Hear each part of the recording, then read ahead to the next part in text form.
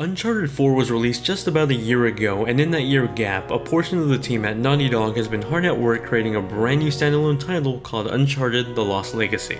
The Lost Legacy retails for $40 and it takes you on a brand new adventure taking place 6 months after the events of Uncharted 4 as we follow along Chloe from Uncharted 2 and Nadine who debuted in Uncharted 4. Being a fan favorite character that only got a brief mention in Uncharted 3 and none in 4, this new story aims to explain and explore what Chloe has been up to in that time frame. The story is pretty on par with other Uncharted titles. Chloe is after an ancient artifact that's rumored to be somewhere in western India. Just as fate would have it, an insane warlord is also after the same artifact, and in a turn of events, Chloe and Nadine team up to reach the artifact first. Like many other Uncharted titles before it, Lost Legacy is a stable example of some of the best looking visuals in console gaming. Actually, just gaming in general. In fact, in some aspects, Lost Legacy looks way better than Uncharted 4, even though it uses some of the same assets. Lost Legacy has much more lush plant life and environments that just scream in vibrant colors. The lighting design in different environments definitely play an advantage to the visuals here. Whether you're exploring the dark streets of India with neon lights glowing right beside you, to the sun rays peeking through the trees in the forest, everything just meshes together into a beautiful live painting that looks absolutely incredible. Though it's not perfect, some low quality textures do pop in from time to time, like when crossing through or being nearby a waterfall, but they hardly took away from the gorgeous scenery that was on screen 99% of the time. Just as lifelike as the scenery are the voice actors' performances for their characters. Claudia Black as Chloe and Laura Bailey as Nadine feel like the perfect duo of misfits on this crazy adventure. Never once did I feel like this was less of an Uncharted game just because Nathan Drake wasn't in it. This duo of characters definitely make it work. Sound design and music is pretty on par with Uncharted 4. During sections of exploration in the wild, you'll hear the ambient noise of birds chirping in the distance and wind breezes flowing through the blades of grass nearby. The ambient noise really does help contribute to that feeling that this is unexplored land and hiding secrets that have been hidden away for years. Just as good as the sound design are the music tracks that really do play along with the action scenes both big and small. Music will slowly start to drum up when you start to engage enemies, even the smaller guard enemies that are just patrolling the area. It helps get that adrenaline running as Chloe swings over a building to rush an unsuspecting enemy. Those music cues only get bigger and better when you get into the cinematic set pieces that really put the player at the edge of their seat. Now let's talk about the biggest piece of this game, and that's the gameplay. I have really mixed emotions about it. Let me start off by saying that I really liked The Lost Legacy's gameplay. I thought it was entertaining and fun just like Uncharted 4, but that's about it. It doesn't feel particularly new, and the parts that do try to be new aren't necessarily executed to the levels of something like a brand new Uncharted adventure.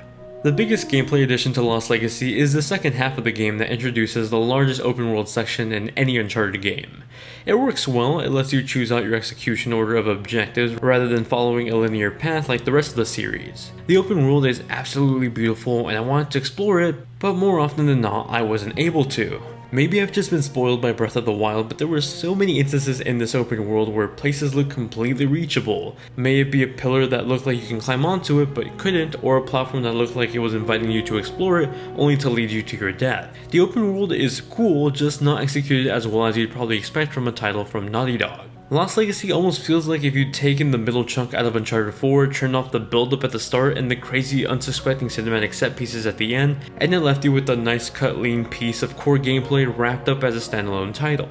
The gameplay is pretty good. There's puzzles that honestly are really clever in their use of context and environmental clues that you really have to pay attention to in order to progress through the game. But things like platforming and combat feel very much the same as Uncharted 4. There's even meta jokes about the platforming sections in Uncharted 4 that were pretty questionable. For example, Chloe and Nadine will find themselves in situations where they pretty much make fun of the crates in Uncharted 4 and agree to never use it again. Lost Legacy just feels like it's missing that sense of wow or something incredibly new with the title of it being a standalone new Uncharted adventure. That's not even me applying that title to it, that's Naughty Dog who went from saying it's a DLC title to it could be very much its own 10-hour plus campaign, but really it's more like a 7-hour lost episode of Uncharted 4 rather than it being an impactful new campaign. I don't want people to confuse these comments with me hating on the game because I actually really like it. But I feel like people going into this should definitely just expect more Uncharted 4 gameplay, and nothing really new like you would have something from Uncharted 4 when you were waiting for it to come out, or let's say something like Uncharted 5 if that ever happens. On top of the main campaign is Uncharted 4's multiplayer, and that recently got updated as well with a brand new survival mode. Much like I stated in my original review for Uncharted 4, it's actually a lot of fun to my surprise that I didn't expect from a game that's primarily focused on a single player game. The new survival mode pretty much acts out like the firefight mode in Halo, where you take out waves of enemies and fight for survival. There's a total of 100 waves with different variations of enemies and modifiers that change up the incoming waves. Ultimately, I think that Uncharted The Lost Legacy is a worthy title that hits that sweet spot at $40. I think anything more would have been stretching out the value of the game, and anything lower would probably be an understatement for it.